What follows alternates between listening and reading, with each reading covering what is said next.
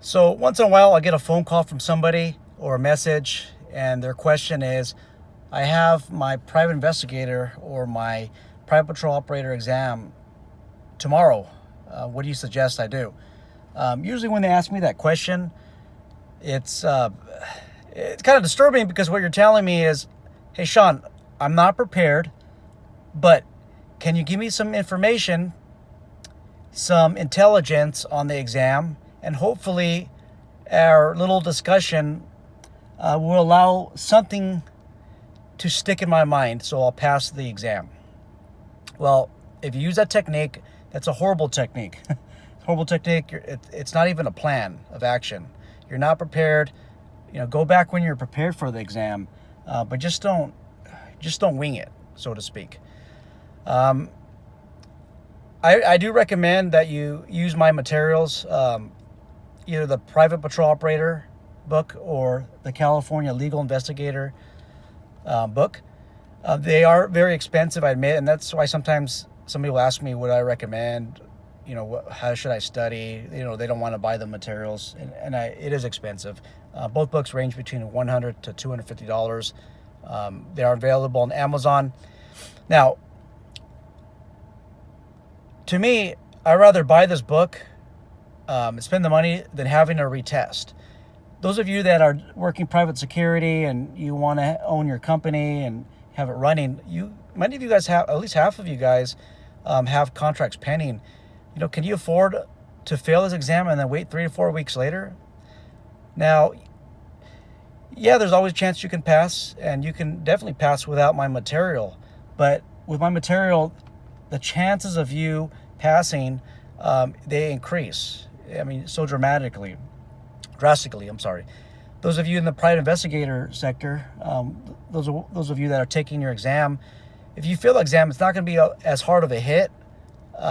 Just because most of you or many of you are retired already, you're not going to take a large hit like the private security guys. But still, it's frustrating. You're going to have to wait another 3 to 4 weeks, and then all that time that you could be doing something else, but you're driving to the testing location, and then you're taking 1 to 2, 3 hours with the exam, or 2 hours, and then the anxiety that comes with it. It's just not worth it. Just buy something that works. I let you guys make any comments you want on these videos. Nobody puts anything negative. I'm very transparent with you guys. If I was not transparent, I just shut the comments off. But I allow you guys to put whatever you want. If you feel like you're being ripped off, then post something. I prefer that we talk about it at first, but hey, it's always open to you guys to put something negative if you want. And if it helps you, please put something positive. So to answer the question, hey, what should I study? I always tell these people that call, hey, you know what? Look, just study right the first time, and postpone the test.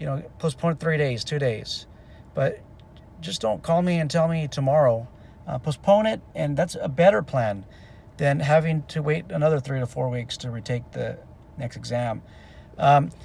So if you still insist on, just winging it and seeing what happens, I recommend that you open the Business Professions Code book if you're studying for the Qualified Manager Private Patrol Operator exam.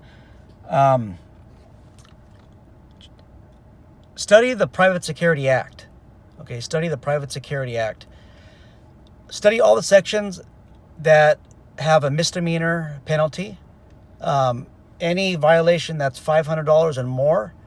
If it's $10,000, you got to pay attention. It's $5,000, you got to pay attention. $1,500, you got to pay attention. Any major fines, $500 and up, pay attention to that. Skim through it. Same thing with the private investigator, guys. Look at the major violations.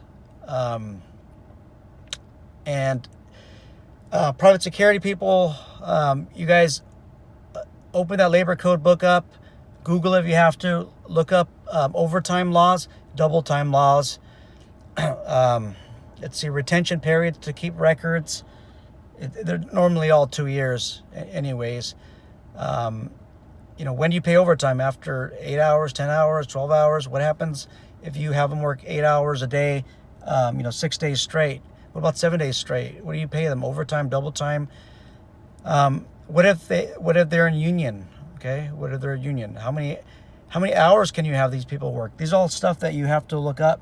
And you could basically look on Google for those answers. Let's see.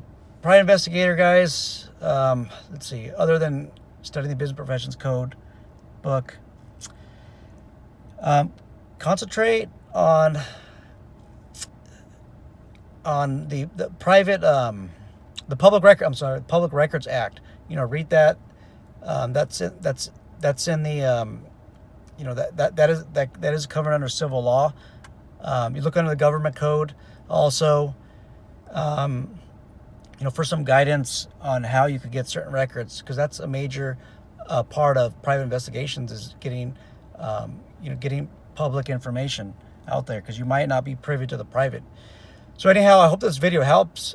Please press like, subscribe for more information. If you are going to just take the exam tomorrow, once again, open up that Business Professions Code, focus on the major violations. Private security people, focus on overtime and double time law. And sexual harassment, look a little bit into that, how to handle that as well. That stuff you can Google. Please don't take that route, you guys. Get my materials. Not a guarantee you'll pass, but you'll increase your chance. There's a lot of people that pass.